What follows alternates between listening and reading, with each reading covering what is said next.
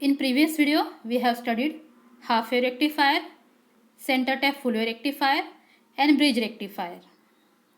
Generally, a rectifier is required to produce pure DC supply for using at various places in the electronic circuit. But the output of rectifier has pulsating character, that is, it contains AC and DC component. That's why we are not going to use such type of output for a electronics component. So, the AC component is undesirable and must be kept away from the load.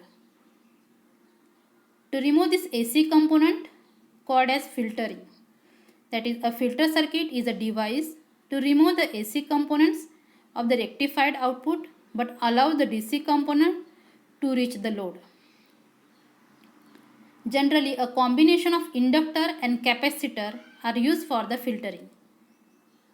So, the inductor and capacitor depends upon the basic electrical principles, that is, capacitor passes AC but does not pass DC at all. On the other hand, an inductor opposes AC but allows DC to pass through it. Means a suitable network of inductor and capacitor can effectively remove the AC component and allow the DC component to reach the load. Now the suitable network means inductor, that is L, we should connect inductor in series with the load resistance, because inductor passes DC and blocks AC, so that DC will appear at the output, while capacitor connected should be in parallel with the load resistance, as capacitor passes AC and blocks DC. So whatever blocks DC by capacitor, that will appear at the output. So in this way, by using suitable network of L and C, we can filter the rectified output. See the filter circuit block diagram. Here a filter circuit should be installed between the rectifier and the load. We recall the AC input is connected to the bridge rectifier or bridge circuit.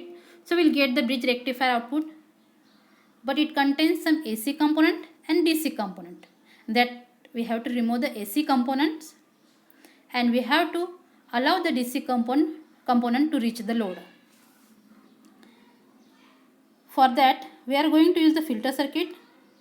So by using filter circuit, we are removing these AC components like series inductor, shunt capacitor, LC filter and pi filter. These are the filter circuits. By using this, we are removing AC components and allowing DC component to reach the load. So we get the output waveform like a DC wave. See, some of the important filters are given here. One is inductor filter, second one is capacitor filter, third one LC filter and fourth one is pi filter. But in that, capacitor filter, LC filter and pi filter are the most commonly used filter circuits. So we are going to study first capacitor filter. Now see the circuit diagram of capacitor filter. See the circuit diagram, a capacitor C placed across the rectifier output in parallel with the load resistance RL. The pulsating direct voltage of the rectifier applied across the capacitor. Here as an input, we are going to use the rectifier voltage by using bridge rectifier. As the rectifier voltage increases, it charges the capacitor and also supplies the current to the load. At the end of quarter cycle, the capacitor is charged to the peak value of the rectifier voltage. The rectifier voltage starts to decrease. As this occurs, the capacitor discharges through the load and the voltage across it. Here we have chosen the values of R and C, that is resistance and capacitor, are so selected that the capacitor charges in very short time and it discharges, it will take a long time. Means in a small time it charges and it will take a long time for discharging. The voltage across load will decreases only slightly because immediately the next voltage peak comes and recharges the capacitor. See in the output, if the process is repeated again and again, the output voltage waveform we get shown in the diagram. See that output waveform like a DC. Here in the output waveform, most of the AC components are removed. So we get the DC power supply at the output.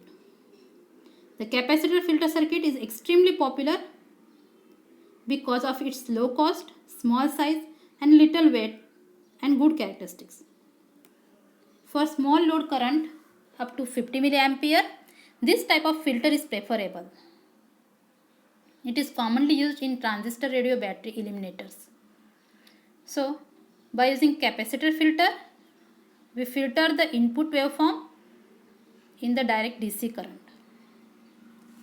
Now you study the second type of filter circuit, that is choke input filter or LC filter. Choke, that is called as an inductor.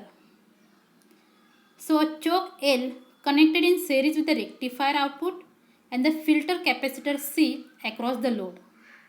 Only a single filter section is shown in the circuit diagram, but several identical sections are often used to reduce the pulsations as effectively as possible. So, the pulsating output of the rectifier is applied across choke. The pulsating output of rectifier contains AC and DC component. The choke offers high oppositions to the passage of AC component, but negligible also oppositions to the DC component. Or we can say chokes passes AC,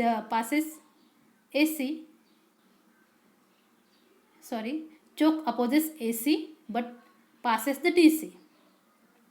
The result is that most of the AC components appears across the choke while whole of the DC components passes through the choke. This results in the reduced pulsations at the capacitor. Now at the capacitor, see, the rectifier output contains DC component and remaining part of AC component which has managed to pass through the choke. The filter capacitor passes the AC component but prevent the DC component to flow through it. Therefore, only DC components reach the load. In this way, filter circuit has filtered out the AC components from the rectifier output, allowing the DC component to reach the load. Now you see the third type of filter circuit, that is capacitor filter, capacitor input filter or pi filter or CLC filter. See in the circuit diagram, it looks like a pi filter, so it is called as a pi filter circuits. Figure consists of two capacitor and one inductor.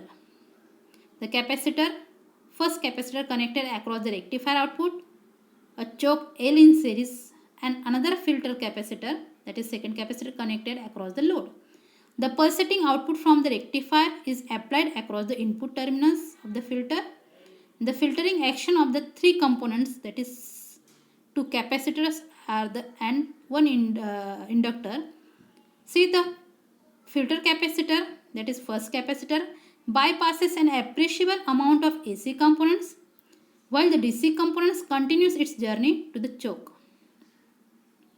The choke L allows DC components to flow through it while unbypassed AC components is blocked. So the filter capacitor, that is second capacitor, bypasses the AC components which choke has failed to block.